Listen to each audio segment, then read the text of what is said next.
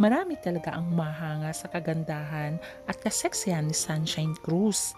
Kaya naman maraming nanliligaw dito. Kahit siya ay hiwalay na kay Cesar Montano, ay marami pa rin humahanga sa kanya. Kaya pati si Cesar Montano, ang kanyang ex-husband, ay napareact sa relasyong Atong Ang at Sunshine Cruz. Ano nga ba ang sinabi ni Cesar? Nagsiselos pa rin kaya ito? Ating alamin ang buong kwento.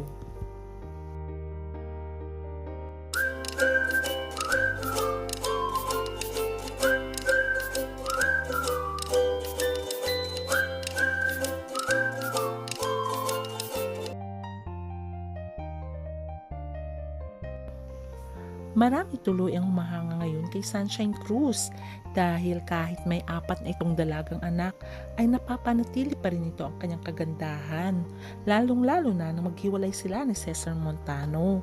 Matatandaan na 2013 na maghiwalay sila ni Cesar at Sunshine at napawalang bisa ang kanilang kasal year 2018.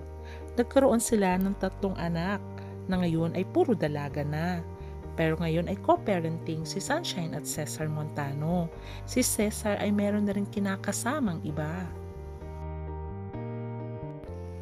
Masaya ngayon si Cesar sa piling ng kanyang non-showbiz partner na si Kat Angeles.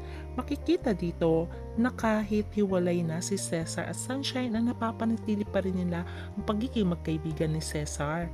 At makikita rin sila dito na blended ang family dahil makikita sa larawan si Kat at si Sunshine na nagbibiruan pa na napagitna pa nga si Cesar Montano.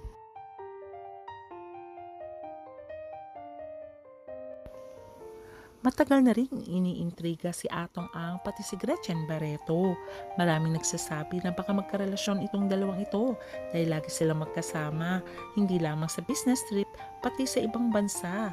Pero inamin ni Atong na kaibigan niya lang si Gretchen at parang kapatid niya lang ito. At business partner niya ang kanyang asawang si Atong Ang, ganun din si Gretchen. Sinabi pa rin ni Atong Ang na kaya lagi silang magkasama ni Gretchen ay dahil magkasosyo sila sa negosyo pagdating nga sa sabong. At sinabi niya ring masaya si Gretchen sa piling ni Tony Boy Cuanco kaya wag nang intrigahin. Makikita si videong ito, nandyan si Gretchen na nandyan din si Sunshine na magkatabi habang hinilikan naman ni Atong Ang si Sunshine Cruz. Dahil sa viral video ng halikan ni Sunshine Cruz at ni Atong Ang ay dito na nabuo ang teoryang may relasyon itong si Atong Ang at si Sunshine Cruz. Ngayon ay kinumpirma na nga ni Atong Ang kanilang relasyon ni Sunshine.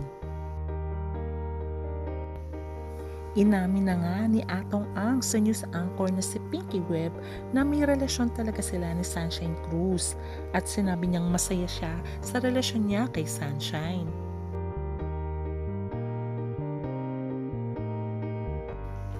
Kaya naman, ang mga netizens ay napareact. Ano kaya ang masasabi ni Cesar Montano sa relasyon ni Atong Ang at ang kanyang ex-wife? Sinabi ni Cesar na saludo daw siya kay Atong Ang for being man enough to admit his relationship with Sunshine. At sinabi pa nga niya na, "When Shine is happy, I'm also happy." Dahil sabi nga ni Cesar, kung masaya si Sunshine, for sure masaya ang kanyang mga anak. At pag masaya ang mga anak, syempre masaya ang kanilang daddy. Kaya sabi niya ay sana mahalin nga daw ni Atong Ang si Sunshine dahil may mga bagay-bagay na hindi niya nagawa kay Sunshine during their marriage. Sabi rin ni Cesar na Sunshine and Atong deserve to be happy kaya irespeto na lang natin ang kanilang relasyon, ayon pa kay Cesar. Ayon naman sa mga netizens, deserve naman daw ni Sunshine na lumigaya. Total naman, nung siya ay kinasal kay Cesar Montano ay naging devoted wife at naging devoted na nanay siya sa kanyang mga anak. Nito lamang magkahiwalay sila ay saka siya nagtrabahong muli para sa kanyang mga anak. Sana daw ay huwag siyang lokohin ni Atong Ang. Pero mukhang in love itong si Atong Ang kay Sunshine dahil inamin nga ni Sunshine na matagal na pala nandigaw sa kanya si Atong Ang pero hindi niya to sinagot dahil ang sinagot niya noon ay si Maki Matay. Pero nung maghiwalay sila ni Maki ay sinuyo siya muli ni Atong. Marami rin talagang nai-inlove kay Atong Ang. Bukod sa bilyonaryo ay napakagalante nito at mabait sa kapwa. Kita nyo naman kung gaano siya ka-inlove kay Sunshine. Hinaranahan niya ito at kinantahan ng kanta ni Ogie Diaz na Bakit Ngayon Ka Lang? Look at this. O diba, feeling teenager si Atong Ang at kinikilig.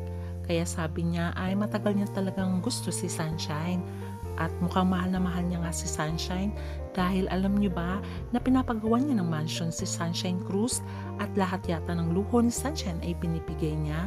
Deserve naman din ni Sunshine yon dahil napakabait at napakamaasikaso ni Sunshine Cruz.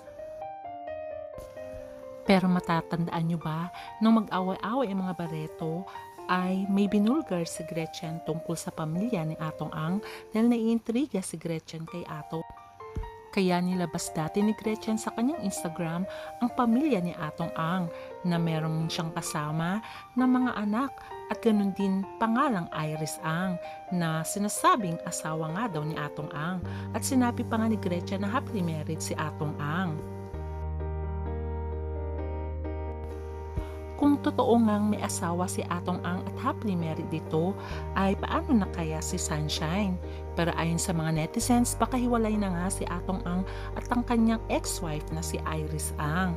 Kaya naman niya niligawan si Sunshine Cruz. Pero sana totoo na hiwalay na. Dahil ayon nga sa netizens ay for sure naman ay hindi papatol si Sunshine kung alam niyang may sabit pa si Atong Ang dahil napagdaanan na nga daw ni Sunshine ang ganon at nararamdaman din niya ang feelings kung paano iwan ng asawa. Kaya sabi ng netizens ay baka naman talagang hiwalay na dahil supportive si Gretchen Barreto sa relasyon ni Atong Ang at Sunshine Cruz.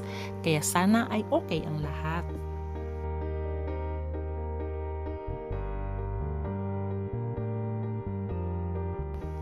Ayon nga sa mga netizens, deserve naman daw ni Sunshine at Atong Ang lumigaya. Total wala naman silang tinatapakang tao, kaya walang magiging problema. Kaya abangan na lang natin kung si Sunshine na ba ang dawa ni Atong Ang. Kung si Sunshine na rin ba ang pakakasalan nito. Until next update, bye!